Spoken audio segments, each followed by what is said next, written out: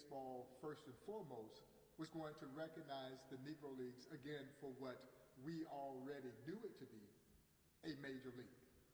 And that it was then going to adopt the statistics of the Negro Leagues and insert them into the pages of Major League Baseball's record books. That was in December of 2020.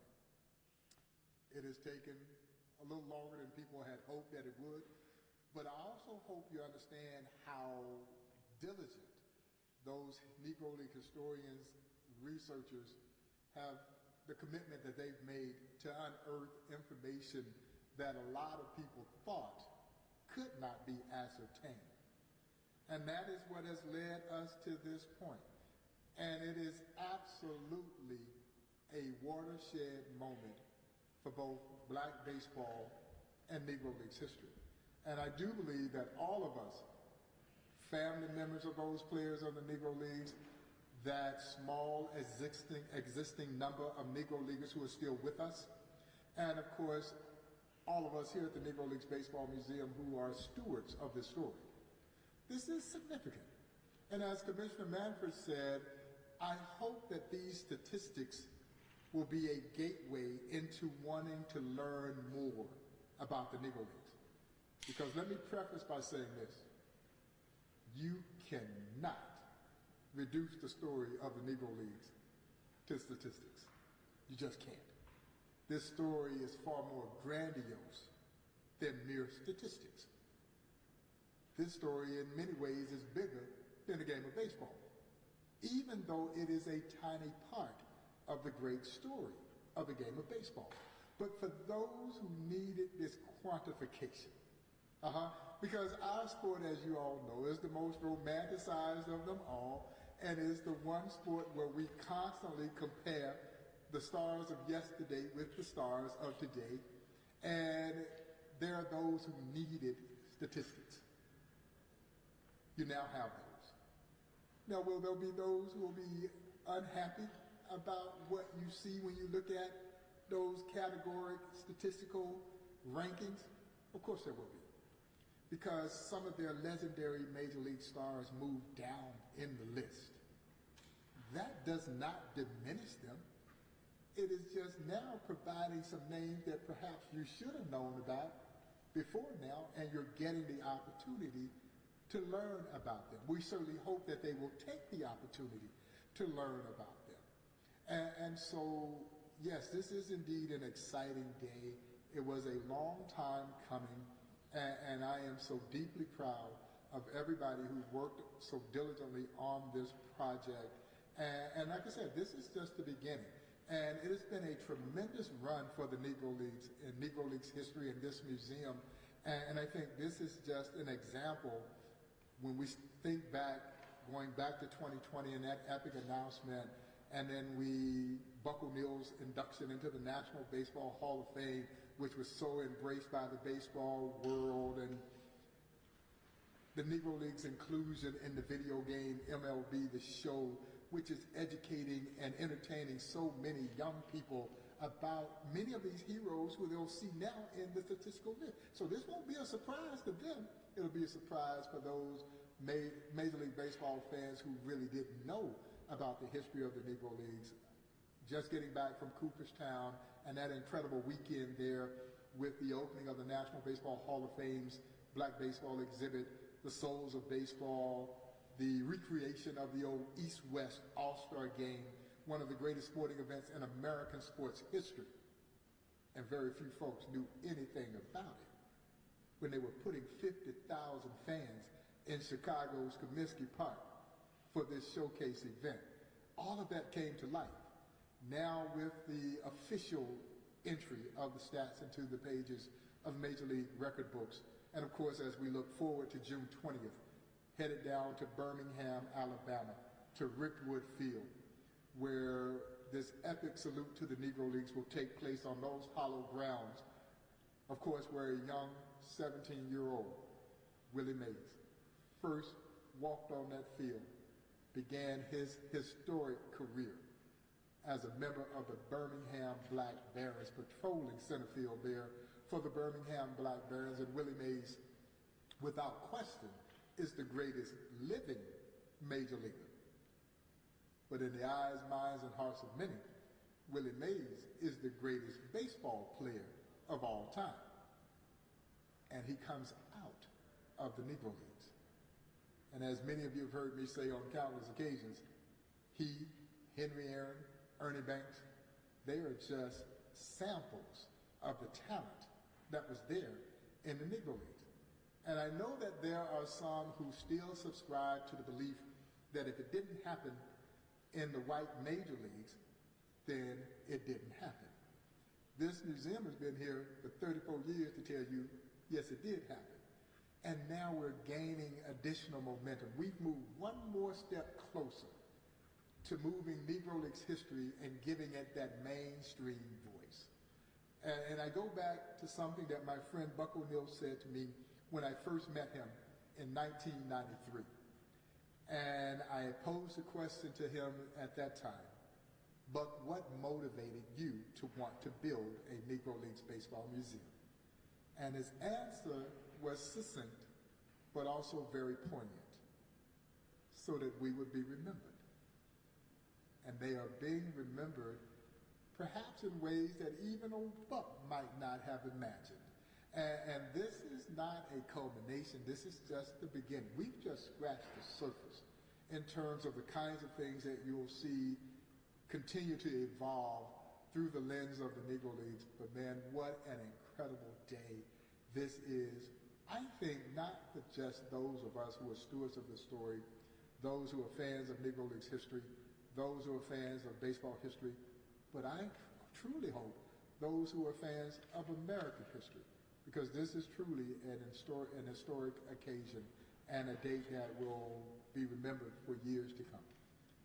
All right, that's enough of me running my mouth. I would be happy to take any questions that you guys might have of me relative to what has been announced by Major League Baseball. So Bob, Josh Gibson is one of those that supplants Ty Cobb and Babe Ruth on a couple of those records, and those are names people would know even if you don't follow baseball. I'm sure you would agree that Josh is an all-time player, but does this solidify him as an all-timer, not just an all-time Negro Leaguer, but an all-time great baseball player? You know, and I'm not one to say I told you so, but I've been telling folks for the longest that, in my own humble opinion, Josh Gibson was the greatest baseball player to ever put on a baseball uniform. When you look at what he was able to do as a catcher, and as many of you know, he wasn't a good catcher. He was a great catcher. And he is arguably the greatest combination of power and average this game has ever seen. And to see his name at the top of so many of those statistical categories, well, it's not surprising to me, but it would be surprising to a lot of folks. But it just echoes what I have been saying for the longest. He was the truth. Josh Gibson was the absolute truth. And you no longer have to take my word for it. Yeah, because everywhere Josh Gibson played, Josh Gibson hit. It didn't matter. He lit everybody up. He was an equal opportunity. He didn't discriminate on who he beat up on. He beat up on the pitchers in the Negro Leagues. He beat up on the pitchers when they were playing in Puerto Rico, Venezuela, Cuba, the Dominican Republic. He beat up on major league pitchers in countless exhibition games. And so his name will now resonate, I think, in, again, a mainstream capacity, and puts him where he, I think, so deservedly belongs. Along those lines, Oscar Charleston and there's a couple other guys that may not be as notable as Josh Gibson are on that list. What's it mean to have some of those guys that are some of the lesser known figures, even though they're big known in Negro Leagues, lesser known maybe from a popular standpoint, that they're now recognized? Well, it goes a long way. In Harold, we used to carry a poster, and I thought this poster so beautifully summarized the Negro Leagues. Just because they weren't in the same league as Babe Ruth doesn't mean that they weren't in the same league as Babe Ruth. And so those stars like Oscar Charleston, who maybe, years ago you heard Buck O'Neill talk about Oscar Charleston, who's right here in center field behind me. And Buck always believed that Oscar Charleston was the greatest baseball player to ever play this game. Well, now he's being injected into the consciousness, at least, of those who will have every opportunity, if they so choose to learn more about Oscar Charleston and what made him so special. And for me, I'm not enamored with the numbers because, again, I hope that they will just serve its purpose to help people want to learn more. That's what I'm more about. This is a teaching moment and a teaching opportunity for us, and we are a teaching institution.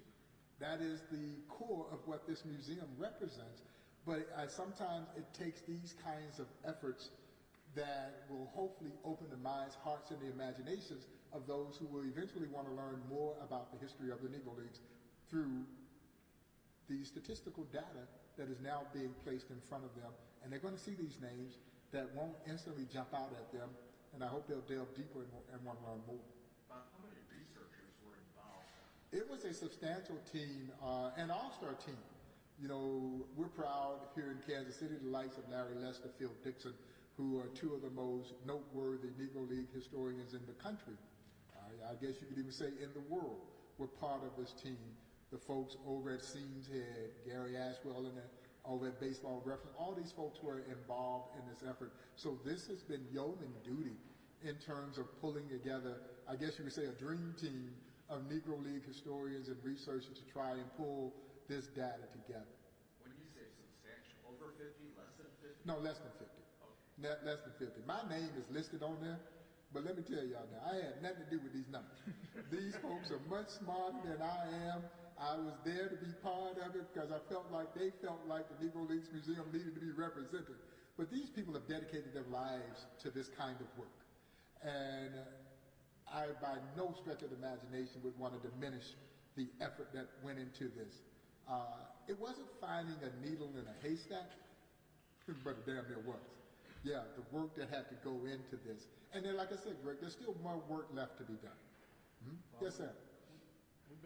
All of us have been through this museum with you enough to know that, like, a lot of your tour is not about the statistics, like, but a large audience through this news is probably learning more about the league through its stats. But what would you like them to know just beyond the numbers about, the history of the league itself? You know, when I think about the importance of the Negro Leagues, there are three key themes that come to mind. This is a story about the importance of economic empowerment. This is a story about an unprecedented level of leadership that emerged as a result of the formation of these leagues. And then ultimately, this is a story of the social advancement of our country as Jackie Robinson is handpicked from the Negro Leagues to be the chosen one to break baseball's then 6-decade-long self-imposed color barrier. But this is also the story of America at her worst, but it's also the story of America at her triumphant best. As I've oftentimes said, you won't let me play with you in the major leagues, then I'll create a league of my own. And as I remind my guests here at the museum, when you stop to think about that, that is the American way. And so while America was trying to prevent them from sharing in the joys of her so-called national pastime, it was the American spirit that allowed them to persevere and prevail. What's not to love about that kind of story? And I think that's what we experience with the people who come here. I think they come here expecting to be introduced to a sad, somber kind of story, because we understand that this is anchored against the ugliness of American segregation. But by the time they walk out of here, they walk away, I believe, cheering the power of the human spirit to persevere and prevail. And I don't think there was ever a time that people didn't want to know about the story of the Negro Leagues. They just had no way to know about the story of the Negro Leagues. It's not in the pages of American history books. And as I oftentimes say, as my late mother would say, you don't know what you don't know. And we're here to help you know. And we hope that those who walk through these doors walk out understanding the significance of what the Negro Leagues represented off the field. Because for me, it's a given that you're going to walk in this place and you're going to be some of the greatest baseball players to ever put on a baseball uniform. In many ways, Sam, we de-emphasize the ball players in lieu of this story that had escaped us for so long. Hey, Bob, could you speak to why some of the, you said the numbers, not the totals. Could you speak to why some of those totals aren't higher, and maybe the difficulty that teams had in playing 150 games like Major League? Exactly. There's an economic impact that was felt by the Negro League, so the seasons were much shorter. And so the sample size from a career number standpoint may, in the eyes of some, diminish some of these players unless you truly understand how to delve deeper into these statistical data. You know, I ducked and dodged probability and statistics my entire time when I was in college. So this is beyond my feeble brain as well. But you have to be able to kind of understand, okay, here's Josh Gibson's home run per at-bat ratio. So his career totals, because of the sample size being diminished, won't be Babe Ruthian in the eyes of so many, because it does not account for every game that Josh Gibson played, because we only are looking at official league games. In my eyes, every game that Josh Gibson played could have very easily been part of these totals, because it wasn't Josh Gibson's fault that he couldn't compete against the major leagues, that he had to play in a Negro Leagues. But I understand the mindset and the formula that went into place. So you will have to be able to delve deeper, because the career statistics kind of, in particular in certain categories, stolen bases, home run kinds of categories, those are going to be somewhat diminished in the eyes of some baseball fans unless you are able to, again, delve deeper and understand the equations that went into place in and around compiling these numbers. But basically, it's a much smaller sample size because the Negro League seasons were much shorter, and scale of economy had a lot to do with why they were such shortened seasons. The people that did all the statistical work, have they found all that they can find when it comes to these numbers? No, and I think even in the announcement, we're talking about 75% complete. There's still work. And I'll give you a great example, Martin. My friend Pete Gordon over in Minneapolis, as Greg probably knows, has been working on one single player, John Donaldson. And he's been working on John Donaldson for over 2 decades. And they're still finding additional information about Donaldson.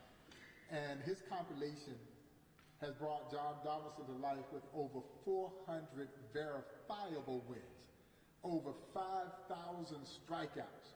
And these numbers are still growing because they're still finding more information, and they've been working on this for 20 years. So we're talking about a quarter of the sample size of what this is all about. So no, there's still information out there, and they will continue to collect, and you'll probably see this altered in some way, shape, form, or fashion, even not dramatically. But I also love the fact that Minnie Minoso picked up some more hits for his total. So did Monty Irvin. You know, guys like that. Willie Mays picked up a few more hits as well. You know, that is really, I think, important, because when we mention those names are always in reference to the major leagues. And so now all of a sudden people are stopping, wait a minute, Willie Mays played in the Negro Leagues? You know, Minnie Minoso played in the Negro Leagues? That is what this is really all about. But it adds a few additional totals. Larry Doby picks up some more hits and home runs as a result of this to his major league totals as well. So there's always going to be give and take when we talk about statistics. And particularly when we're talking about going back and combing through the past and then rolling them in to be right there alongside their major league counterparts. And that's the bitter and the sweet that comes along with it. So is that what's next? You mentioned this isn't a culmination, it's just scratching the surface. I think so. They're going to continue to do the necessary research to try and add as much to this database as they possibly can. Mm-hmm. You were talking about John Donaldson. Unlike the others that you had mentioned, John Donaldson is not in the Hall of Fame. No. Does the numbers that they're out now,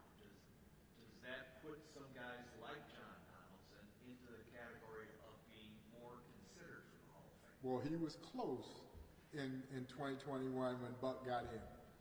We hope that when this next class of Negro Leaguers or class that may include Negro League players is announced, that Donaldson's name is amongst them, and that we have a chance to hopefully get John Donaldson in the National Baseball Hall of Fame. You'll hear me mention names like Chet Brewer, Leavenworth, Kansas, who absolutely deserves to be in the National Baseball Hall of Fame. So we remain hopeful that even through the lens of this statistical compilation, that it will create better opportunities for further recognition of these Negro League players by induction into the National Baseball Hall of Fame. Bob, as you might expect, there's with internet, there's clapback.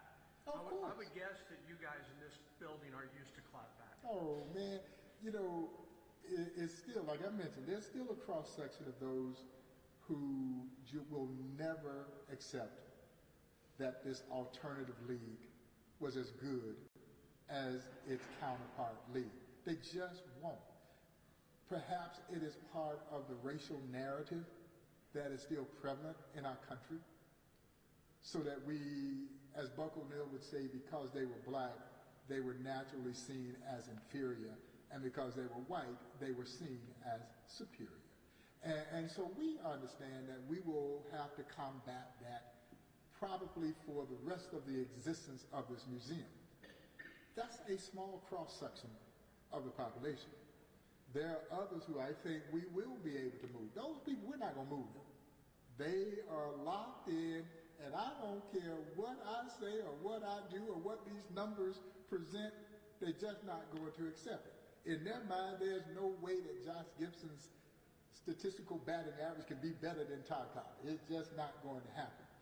But there's also another section of the population, might be straddling the fence, that I may be able to pull them over to this side to understand, again, these men and women could play. That's the bottom line. They could play. And again, as another one of our posters say in the gift shop, 400 feet is 400 feet, no matter what color your skin is. And this notion that because of the pigmentation of someone's skin that they couldn't play a game, as we all know, is absurd. And through the lens of this museum, we help, I think, bring it to a level that it becomes even more ludicrous than we already knew that segregation was. But Neil, you're right. There's going to be some folks, I look at social media. Fortunately, I have a thick skin. You know, and I see some of the things that kind of moves around out there, and there's just going to be people who are never going to accept it. But that's okay. That's all right. They are entitled to their viewpoint. We respect that. But I do think you're going to see more folks who are excited about this than those who are not excited about this.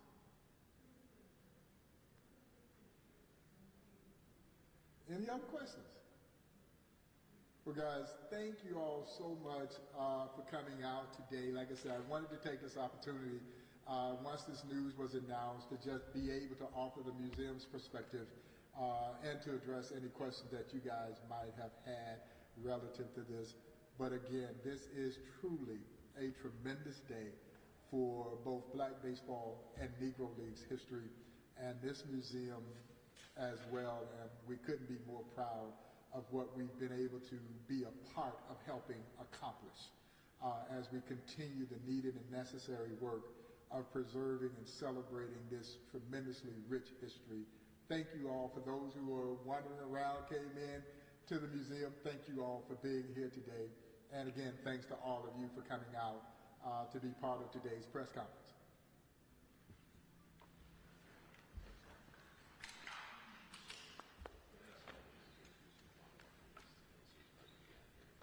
Okay. Yeah, I got 11 o'clock with CBS, but I got a few minutes before I do that. Okay. Thanks, but I'll let Yeah, no, you're welcome.